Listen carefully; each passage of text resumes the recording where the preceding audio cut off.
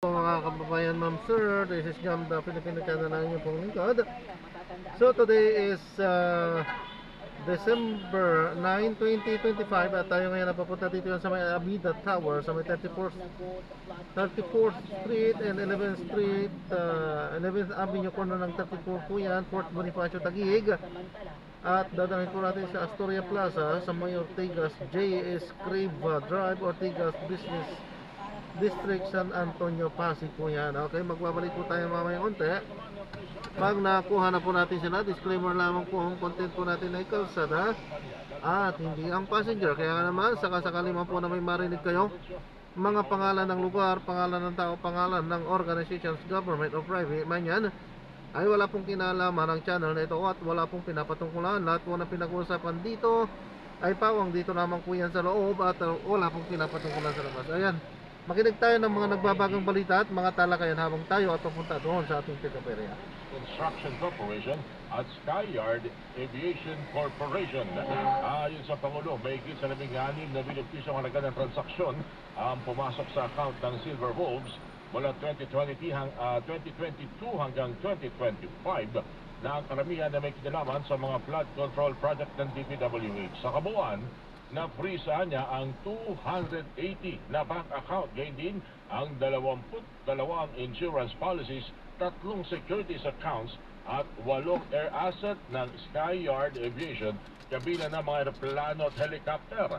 Binigyan din pa ng Pangulo na kailangan ng mga freeze order na ito para hindi maibenta mga ari-arian at para maibalik sa taong bayan ng bawat pisong pinag-iinalaang ninakaw sa kaban ng bayan. Super balita sa tanghali, nationwide! Dumating sa tanggapan ng Independent Commission for Infrastructure o ICI ang mga kahon ng dokumento mula sa iba't ibang rehiyon na sakay ng isang 6x6 truck ng PNP. Bahagi ito ng patuloy na pagsusuri sa umano'y anomalya at pagkaantala sa ilang proyektong infrastruktura sa bansa. Kabilang sa mga isinumiting papeles ang mga dokumentong may kinalaman sa construction of flood mitigation structure Dubduban River Control Phase 2 sa San Agustin, Romblon.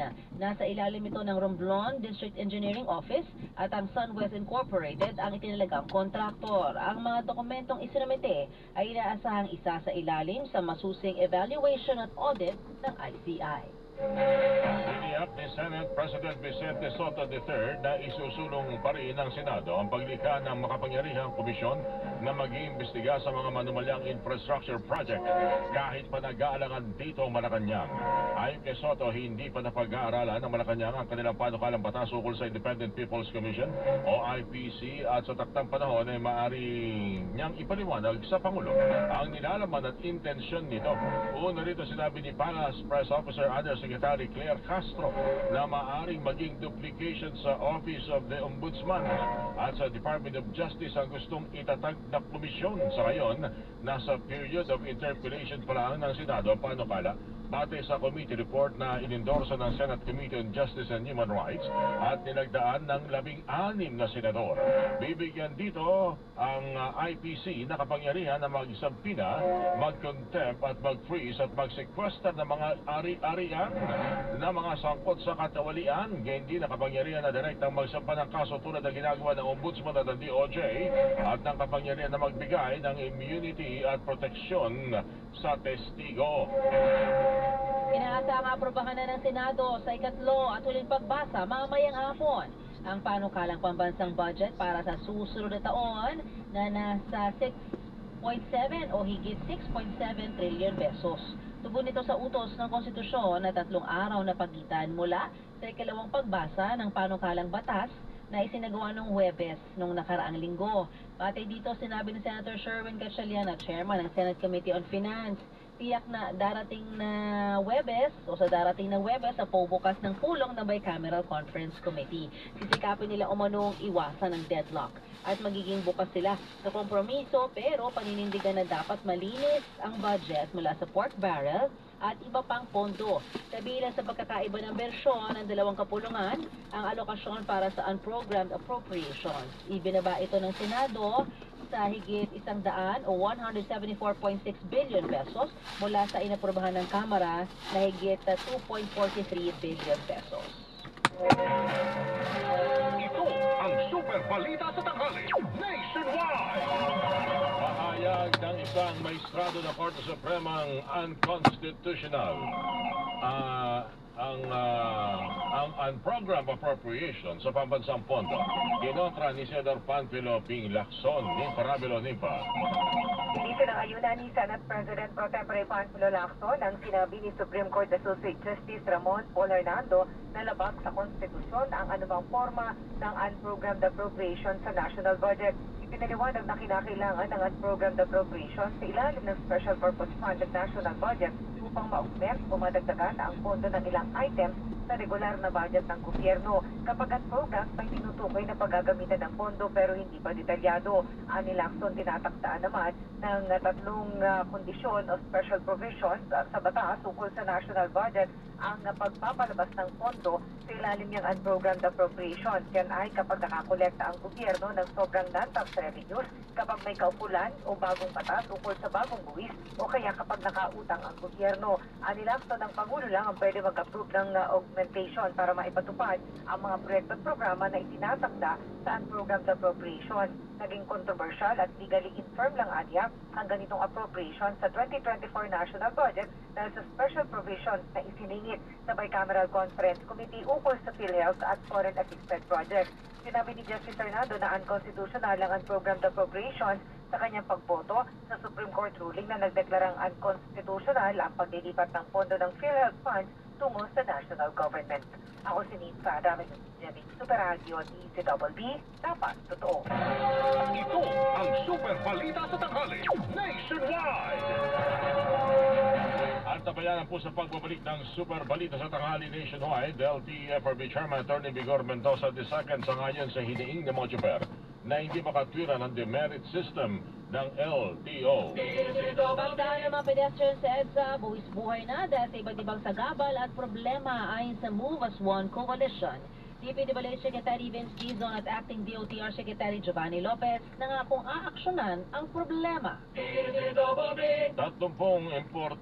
mga informante o informant na nakatulong sa paghahanap ng mga wanted sa batas nakatanggap ng kabuang 10.6 na milyong pisong pabuya sa PNP. At Pilipinas target na makasungkit ng 60 gintong medalya sa 33rd Southeast Asian Games sa Thailand ayon kay Philippine Olympic Committee Chairman Abraham Tolentino. Yan natin ang pa mga balita sa pagbabalik ng Super Balita sa Tanghali Nationwide. Labanan na fake Dapat news. totoo. Ang Super Balita sa Tanghali Nationwide na napapakinggan mula Lunes hanggang Biyernes sa alas 11:30 ng umaga hanggang alas 12:30 po ng tanghali ay napapakinggan din sa Luzon, Visayas at Mindanao sa pamamagitan ng Super Radio Cebu, Super Radio Davao, Super Radio Iloilo, Super Radio Palawan at Super Radio General Santos City. 3 minuto bago mag-alas 12.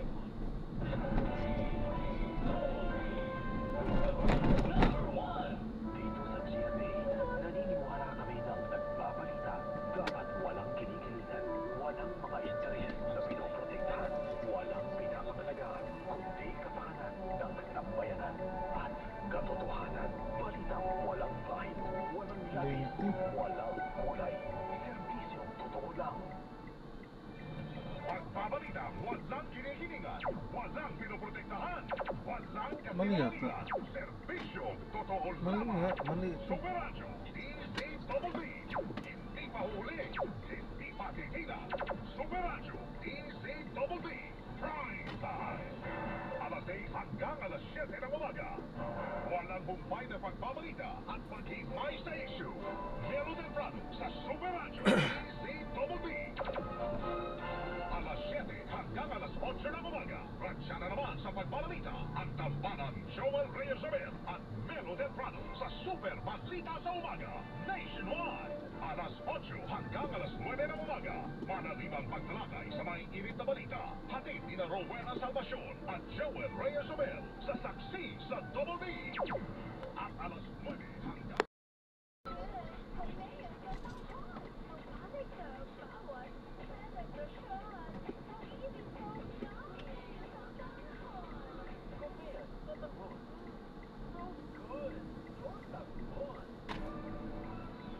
Umahabaw ang aming puso sa kaligayahan. Pagkilalang tinanggap ng Super Radio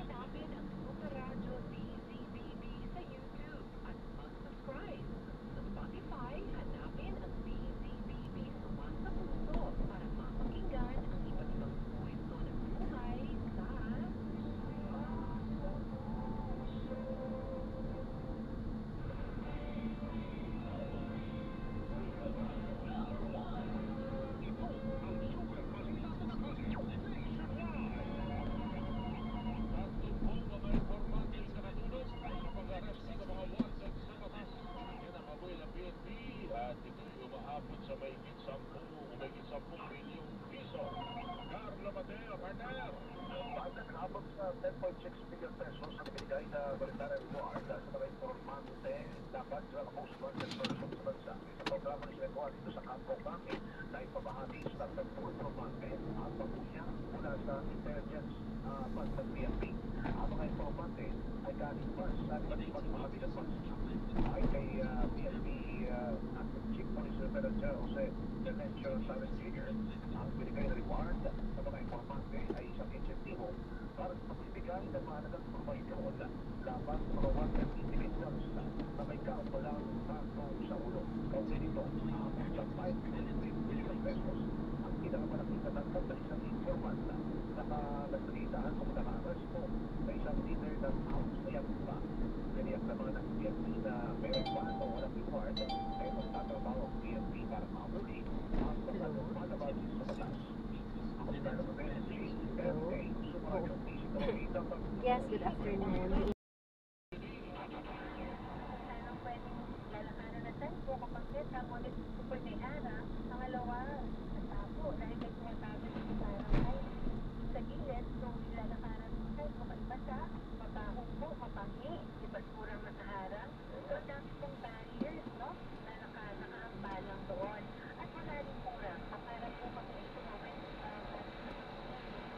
at napakabilis po ng mga yung traffic lights din po. Secretary Lopez at Secretary Dizon na tututunan ng problema ng mga pedestrian. Kung konkreto po, ang yung pagkakaintindi po namin is lalakaran na po yan at we will find ways to put on the accessibility, specifically po na ayon sa ating batas kapag sa ilang 344. So, may batas po tayo for decades na po ito, no? At na-amenda din po yung Rule 2. So, we are hoping po na maipapakasaran po yung napag-usapan din namin kanina. There is specification po, syempre, nilalatag po nila Secretary Banong sa kanilang secretary. Dr. Maureen Mata, co-convener ng Move as One Coalition. Tuloy ang clearing operations ng MMDA sa iba't ibang lansangan sa Metro Manila. Gusto na rin ang inaasahang lalong pagpagbigat ng daloy ng trapiko sa mga susunod na araw. Kanina umaga, tinuyo ng mga tauhan ng MMDA ang bahagi ng Panay Avenue sa Quezon City. Sinita at sinikita ng mga sasakyang iligal na nakaparada habang ang iba naman ay hinata. Sinita rin ang mga kainan at tindahan na tinakop na ang bangketa. Nakapwesto na ang Sub-Task Group on Emergency Preparedness and Response ng Office of the Civil Defense. Isang araw bago pag-isimula ng ASEAN Senior Economic Officials Meeting bukas December 10 hanggang December 13 sa Boracay Island sa Aklan.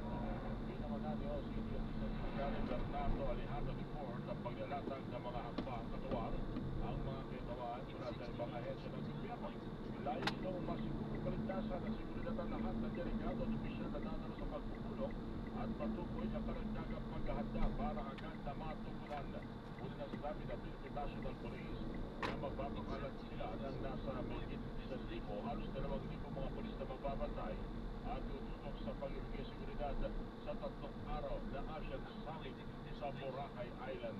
Muli namang pinatunayan ng Boracay ang pagiging world-class nito matapos masungkit ang titulong World Leading Luxury Island Destination 2025 sa ginanap ng World Travel Awards Grand Final Gala Ceremony sa Bahrain. Ito na pala. Ikalawang sunod na taon o last year para sa nasabing prestiyoso parangal. Okay na po tayo. Apo, ma'am. Salamat po. Ingat po, God bless po. To St. Vincent and Grenadines sa Bahamas. Po, ingat po. Grenadines, Bahamas. Yan ang mga ano namin ano ba yan? Bucket list. Hindi na. Mauna ka. Pumunta ha. Ayon sa body ng Patimpalat, ang tagumpay ay pagkilala sa pinahusay na karanasan ng mga bisita sa Boracay. Ang mahigpit na sustainability practices at ang kombinasyon ng mga high-end na accommodation at serbisyo sa isla. Bukod sa Boracay, wagiri ng Pilipinas bilang world's leading dive destination. Sa kapitong pagkakataon yan, habang nakuha naman ng Maynila ang world's leading city destination sa ikatlong sunod na taon. Target naman ang Pilipinas na makasungkit ang 6 gold medal o ito medalya sa 33rd Southeast Asian Games o SEA Games sa Thailand. Ayon kay President Committee Chairman Abraham Tolentino, umasa siya na malalampasan ng bansa ang nakapitikong 58 bitong medalya ng 2023 SEA Games sa Cambodia, kung saan nagtapos sa ika-5 pwesto ang bansa. Basta masama ng pangalawang pwesto tayo dito sa SEA Games. Although, umahakot tayo ng medalya pag sige. Palimang pangako. Mahirap. Record high na 1,600 atletang Pinoy, kabilang mga coach at official, ang nakibahagi po sa SEA Games. Stanley Philippine Sports Commission Chairman Patrick Gregorio, naniniwala siya na mas tataas ang chance ng Pilipinas sa mga panalo sa pamamagitan ng pagdoble sa bilang ng mga lalahok sa SEA Games. Pagkakataon ng anya ito para maipapalas ng mga atletang Pinoy ang kanilang kakayahan sa international stage. Ang 33rd SEA Games na nagsimula na ngayong araw ay tatagal hanggang December 20 mga kapsusunod. Ito, voluntaryong tinukod sa PNP Integrity Monitoring and Enforcement Group o IMEG ang ilang matataas na kalibre ng armas sa isang ceremonial turnover sa Campo Crame ngayong araw. Pinangunahan ang aktibidad ni PNP Acting Chief Lieutenant General Jose Melencio Nortates Jr. sa ilalim mo ng mga armas sa adjudication process para matukoy kung maaari pa itong gamitin at rekomenda para sa donation sa ibang ahensya ng pamahalaan o will be disposed. Ay mag-focus kung ang baril ay mapapasa ilalim sa red list. Dadaan ang mga ito sa masusing pagsusuri ng PNP Forensic Group kabilang ang ballistic testing at recording para malaman kung may nagamit ba ang alinmang armas o mga krimen sa mga nakalipas na dekada. Ay bilin si Pangulong Bongbong Marcos sa mga kapataang nais na pumasok sa politika sa teaser ng kanyang bagong podcast. Ipinaalala ng Pangulo na ang pinakamahalagang dahilan bago pumasok sa serbisyong publiko ay ang pag-ibig sa bayan na isaan niyang pribilehiyo at hindi para pagpayaman. Ayon sa Pangulo, ang tunay na mukha ng public service ay mahirap, madalas na walang papuri pero sulit naman. Ay, ayan. Na-drop na po natin sila. Parang po. Bawat proyekto